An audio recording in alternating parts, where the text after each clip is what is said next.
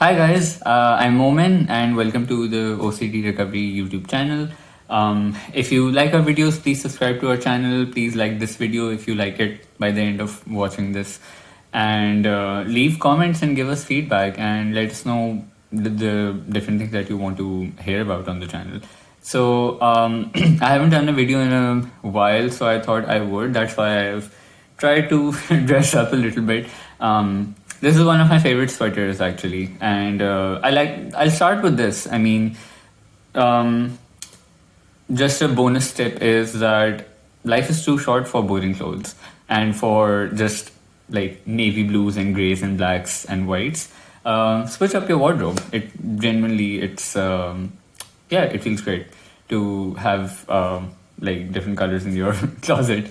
Something I really appreciate about Nick as well. He has very colorful clothes whenever he does videos. So yeah, that was just a random start. Anyway, so what I want to talk about today is that I just wanted to go through a list of various points. I made this post on the Facebook group as well, so I thought I would come on here and just talk about them briefly as well. Just 20 points and just lessons that I've personally learned along my journey and things that were important to me and that really helped me. So I'll just start going through those one by one. The first one is no one will do recovery for you, only you can do that for yourself. And I think this is a great starting point for your recovery, because just taking responsibility for your own recovery and not relying on other people or life at large to serve you that platter for recovery is like extremely important. Because I think a lot of time we tend to get into this trap of trying to make other people cater to you or your needs, or just demanding from the universe to basically make things easier for you. But ultimately, it's just you yourself who has to make that effort and take responsibility and start putting in the work. So hold yourself more accountable, which I'll come to later as well.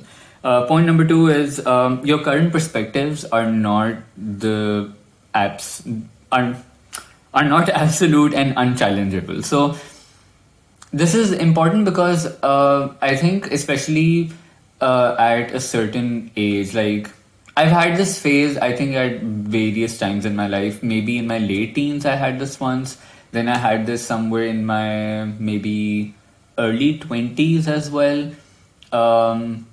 This notion that, oh, I know what I need to know for the most part to live life, and these are my perspectives. This is what I've experienced. This is what I've heard. This is what I've read, and that's it. I mean, I'm fine. This is the perspective I have. This is the person I am, and that's it.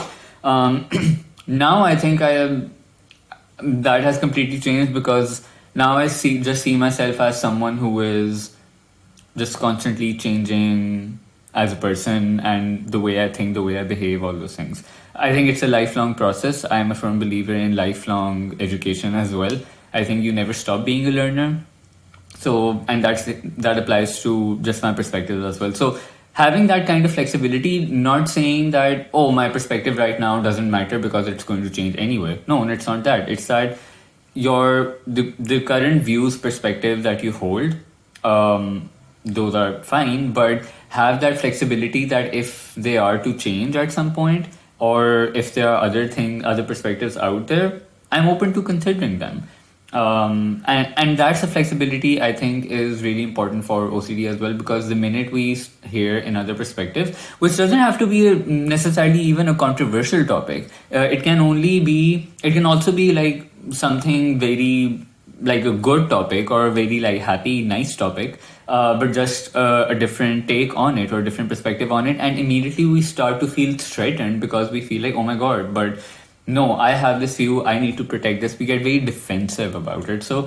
Um, so just recognizing that our perspectives, our beliefs are not absolute. They're not unchallengeable. They can be challenged. They can be changed. Um, is important. The third one is the journey, the recovery journey is like taking little nibbles, and it's not like one big bite to freedom. And I'll make a separate post about this in the Facebook group as well. I've been meaning to do that. Is that I personally feel like the recovery journey is a series of small wins rather than this one big act or one big solution to, make it all go away.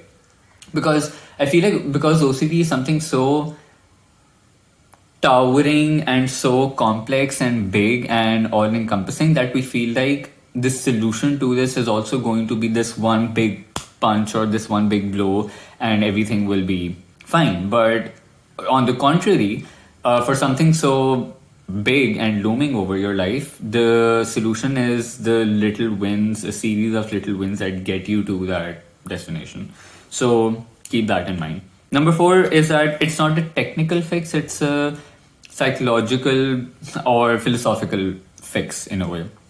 So, and this goes into kind of like the same thing because into the previous point, because a technical fix would be, again, maybe taking some kind of pill and being recovered, doing this one big exposure and hey, I'm not afraid anymore, or doing these 5 amazing sessions and oh, you're good. No, it's not a like I said, it's not a technical fix. It's a more it's a psychological, philosophical, more of the like softer elements of a human. That's what needs to be fixed. So so just knowing that is important, because usually we think, or we like to think, that it would be like a technical, mechanical fix to our problems, but it's not. Number 5 and 6 are kind of together. Uncertainty and patience are your best friend. So embracing uncertainty, not trying to figure out every single thing, not trying to have certainty over every single thing, and having patience. And both these things are, I feel like, they're kind of like you expect, oh, everybody knows that, it's common sense. Or, oh, I mean, yeah, that's fine. But no, I mean, if you really pay attention to it, I mean, we take our... we don't pay attention to it. We don't make that effort to really think about, oh, am I okay with staying in this in between uncertain phase or not? Or am I trying to still, go for certainty? And same with patience. I mean, we really lose patience, especially with OCD, I feel like, because we are, most of the time, we're so anxious, and we are, our nerves are sensitized as well, that our ability to stay patient can sometimes be really challenged. And we kind of have to harvest that part of ourselves to be patient, be more patient. The 7th is do things that make you uncomfortable. Like that's not just about exposures. That's also, like, I think, again, in daily life, small tiny things. Some people are, let's say, well, I can't think of an example. Here's my intelligence. I think, okay, I'll give a small example. I know certain people who are not very comfortable talking on the phone with other people, and so having phone conversations with people on the phone, if that makes you uncomfortable, if you feel uncomfortable or awkward, or you struggle with trying to keep a conversation going, do that. Try doing that. So this was just a random small example. I don't even know if this counts, but yeah, do things that make you uncomfortable. Don't stay in your comfort trap, which I'll also come to a little bit later as well. Number 8 is kind of related to this, that do things despite the fact that you feared them so much. And this will again tie into exposures, but also like other small things in life. If, like, take those small little risks every day and do things that make you uncomfortable, that scare you, that you think will, oh my god, blow up my life. But until there's one part of the recovery journey that is obviously the thinking, which is of changing your perspectives and trying to really challenge your irrational beliefs. But then there's a second part of it is the doing as well. So you have to show yourself by doing it, physically doing it, taking that action. You can't expect to just mentally figure it out and everything will be fine. You have to physically put in that effort, which is the part where people often start coasting, because I know I did, because I figured things out mentally, but I wasn't doing exposures. I was still avoiding uncomfortable tasks and things, and I really had to do the doing to show myself and my brain and my nerves that okay, I'm okay, I'm fine. What I'm afraid of is actually not scary at all. Number 9 is try not to give immediate reactions to thoughts, emotions, sensations. So what we often do is something uncomfortable pops up in our head and we feel like, oh my god, we need to react to this. We need to have the right reaction to this thought or feeling or sensation in our body so that we can either get rid of it, either try to solve it, or either push it somewhere deep down and so that it never comes up. Or to reassure ourselves or confirm to ourselves that, oh, we are not what our thought, feelings, and sensations in our body are suggesting about us. So we immediately try to react to this. And I will also add an additional point to this is, and I was talking to someone in the WhatsApp group about this yesterday as well, is that don't try to give immediate reaction even in conversations, because that's where we tend to sometimes just snap on people or just say things that we regret later, or something that is really not productive to the conversation, or that doesn't lead people in like a more constructive direction. So especially if you struggle with like anger or something like that, and your frustration tolerance is currently low, try not to give immediate reactions to people in conversations, because that really often leads to quite a mess. Build that frustration tolerance, try exercising sitting on your thoughts for a while before you respond to someone or express your opinion. Really also think about, obviously don't do it in a compulsive way that, oh, I must figure out the right way to respond to this. But as long as it's not compulsive, but practice that ability to be patient with responding and just really having to think about, okay, how do I respond to this? Or what words can I use to convey what I actually mean, rather than trying to, I don't know, hurt the other person or show that I have like the better opinion and you are nothing. And I don't know, I mean, we tend to do that. We humans tend to do that, even if you don't have OCD.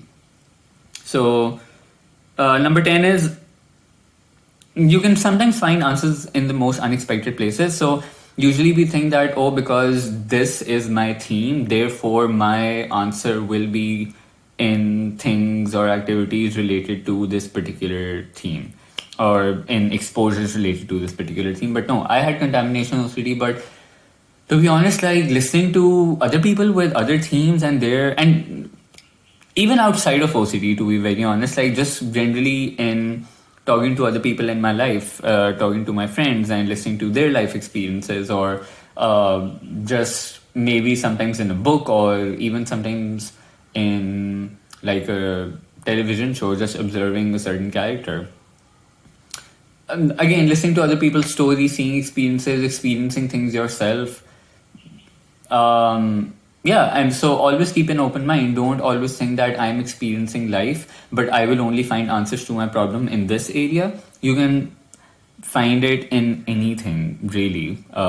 Even if maybe you're going on a hike and somewhere you find some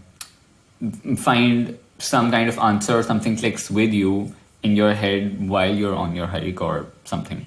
So yeah, keep an open mind. You might find answers in the most unexpected places sometimes. Number 11 is, don't fall into the trap of justifications for your compulsions. Like, I used to do this a lot. I think when I was doing compulsions, I knew I shouldn't be doing them, but I used to justify to myself that, oh, I'm not ready to faced this discomfort yet. No, but today is a good day. I'll not ruin it. I'll keep this for another day. No, I'm still not there. I don't know if I'll be able to handle it. But no, this one last time, I just need to do this one more compulsion, and then it won't be that bad. So there are so many different justifications that we might find for ourselves to do the compulsions, because ultimately we are afraid of doing compulsions. So, we are afraid of not doing compulsions, and we are afraid of doing exposure. So don't fall into that trap. Don't fall for your own justifications of, hey, I need to do this. You really don't. Don't keep talking about, number 12 is, don't keep talking about or explaining OCD to your family and friends. I think I fell into this trap for like maybe a year or so, where I was trying to constantly explain or use it as an excuse for my behavior as well. Don't try to do that, because the more you talk about OCD and explain it to other people, the more you are giving it space in your life and defining your life by it.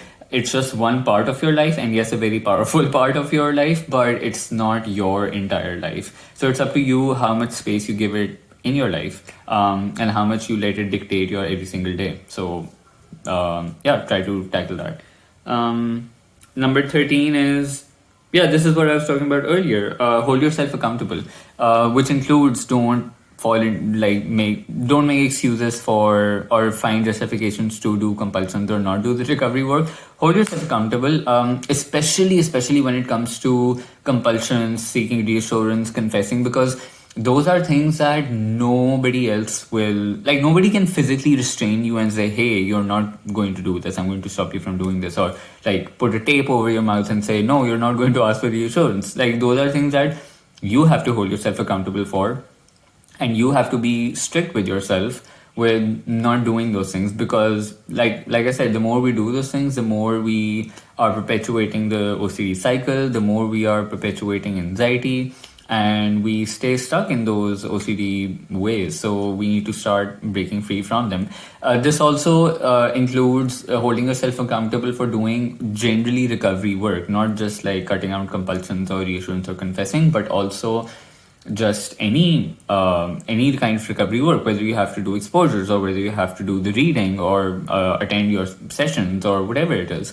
Hold yourself accountable, and because self accountability is like a key component in you staying consistent, which is actually my next point. So consistency for recovery work is really important, because that builds momentum, and that builds that momentum that starts putting cracks in like your I wrote this as your OCD fortress, or your fortress of fear. Like, it's that momentum starts putting cracks in that. So stay consistent, hold yourself accountable, slowly build towards, in nibbles, slowly build towards that goal, which is recovery. Number 15 is, don't put off recovery, the time is now, which is again like kind of like holding yourself accountable, but also learning to stay in the present. Don't think, oh, maybe a year later when I'm fine, then I will do recovery work. First, I need to finish this off, and then I'll do recovery. No, like, prioritize recovery, do it now, because now is the time where you start slowly building. Like I said, it's not an overnight journey. It doesn't happen so quickly. So if you start now, then you will start seeing the results by the end. So sorry, I just started thinking about something else related to this, but like my thoughts went elsewhere. But so don't put off recovery, do it now. And related to this is also, don't put off life till you recover. Don't think that, oh, I'll start this educational degree once I am recovered, or I will start dating once I'm recovered, I will marry once, I will have a kid once I'm recovered. No, I mean, there's a balance that you need to strike of living life, but also prioritizing recovery side by side. So do both things side by side. Don't wait for one to happen to pursue the other. Number 17 is wait, I don't even know. Oh, yeah, sorry. I couldn't even read my own handwriting for a bit. So progress does not happen in bed. As much as you love staying in bed, I know I do, and I used to stay in bed a lot, like for most of the day. I think especially with contamination OCD, where you feel like your bed is mainly the only surface which is not contaminated. So I used to stay in bed a lot. So yeah, I mean, as much as you love your bed, get out of your bed as much as you can. Be more hands-on in life. Indulge in activities. Do things. Even if you feel uncomfortable, even if they feel like an exposure, do them. The bed is just a comfort trap.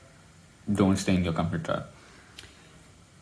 Number 18 is you cannot control life or other people around you. So humble yourself with the fact that you are just one human being who cannot control things around you.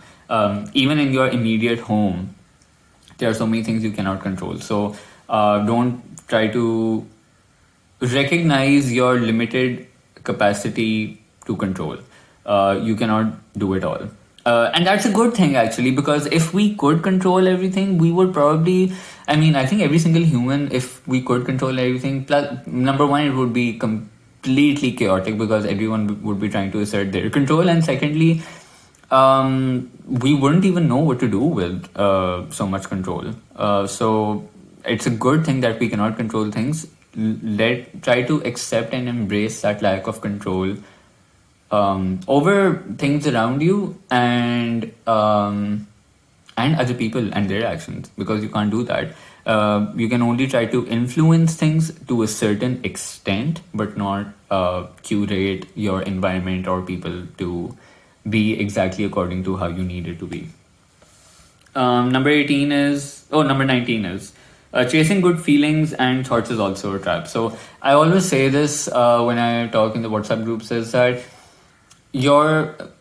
I personally feel like the aim in life should not be to chase happiness. The aim in life should be to chase contentment, because if we chase happiness, then there is only this one particular feeling that we're constantly trying to recreate and have in our life, and trying to reject the reality that there are so many other emotions that exist in life. So contentment all is not happiness. Contentment is being at peace. Contentment is more like acceptance, which is making space and allowing and making peace with the fact that happiness, that along with happy moments, I will have sad moments, and I will have maybe even frustrating moments, or some maybe even some angry moments, or all those things. So yeah, embracing the colors of life.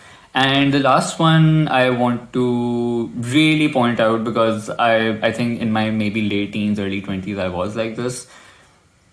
That was not a very good color on me. Self-victimization, don't do that, please. That won't help you. That won't help anyone around you even. And because I feel like with self-victimization, we want to, it's almost like, at least this is how I experienced it, I was latching on to my pain so much because it was the one thing that was prominent for me, and therefore it was the one familiar thing for me, and therefore I thought letting go of that pain or whatever it was, that pain and suffering, I don't know what that would mean for me as a person. I did not know what me as a person would look like if this goes away.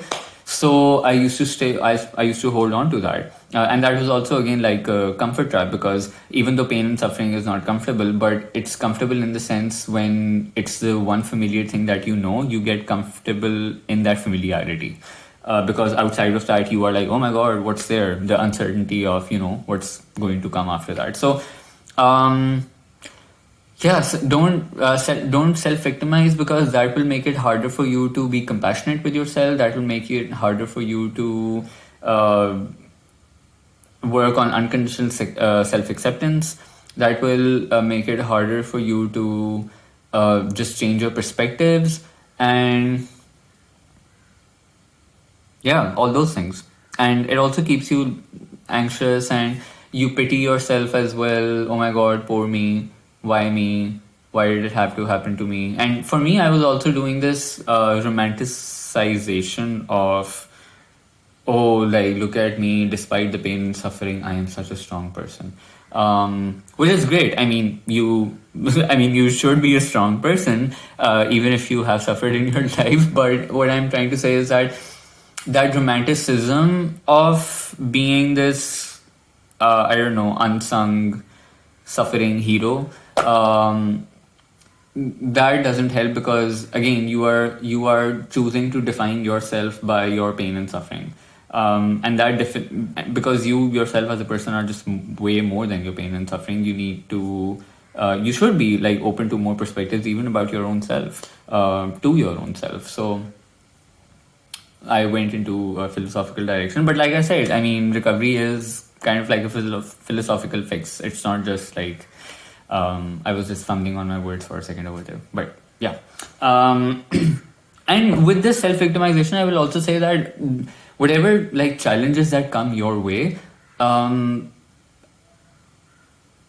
mean, instead of adding to your self-victimization narrative, or trying to, or like pitying yourself, use those challenges as opportunities to learn lessons. That's been my approach, even like before doing recovery work. I think that's always been my approach as a person, to learn lessons from difficult moments or difficult situations in life and apply them further, like to future situations. And that's how you slowly build and progress and evolve as a person. And that's why I believe in lifelong learning, because this, I mean, even when you end schooling, I feel like you still are a learner, because school teaches you all the subjects, but it doesn't teach you how to live life. And life at any age, at any point in any decade, will give you some kind of new challenge that you may not have experienced before. So, and therefore you will continue to learn from them. And you continue to be a learner, whether you see it from that perspective or not. So yeah, so even when you have difficult moments, use those as lessons. You really use those as lessons. And I'm not saying, oh, this, if something really bad happens, you say, yes, this is happening, I'm going to learn something new from this. Obviously, I mean, there are difficult moments, you feel sad, you feel beaten down and all those things. But ultimately, I think once you work through those problems and those issues, all of those things, don't use it as a badge of, oh, look at me, I also went through this. Use that as a, hey, you know, I mean, this was one of like a really bad experience in my life, and it really affected me. And maybe it still does, but this is what I'm going to learn from this. I'm going to take it forward and apply that in life. So yeah, those are my 20 points. I hope this helps you. I hope this makes sense to you. How long is this? This is almost 30 minutes. Oh well. Yeah, I'm hoping to come back with another video soon. And oh, look, my colorful notebook. This is a very, if I'm not wrong, this pattern is from the subcontinent. This is called Ajrak, and it's frequently used on clothes as well. So I really like this pattern. I really love these colors. Yeah, go get yourself some Ajrak if you want. Like I said, don't be boring with your clothes. Especially your socks. Have more colorful and, you know, different kinds of socks. Anyway, goodbye. I think this is my time to go. I'll see you soon with another video. Subscribe, like, comment, talk to us, and we're here to talk to you. Okay, bye.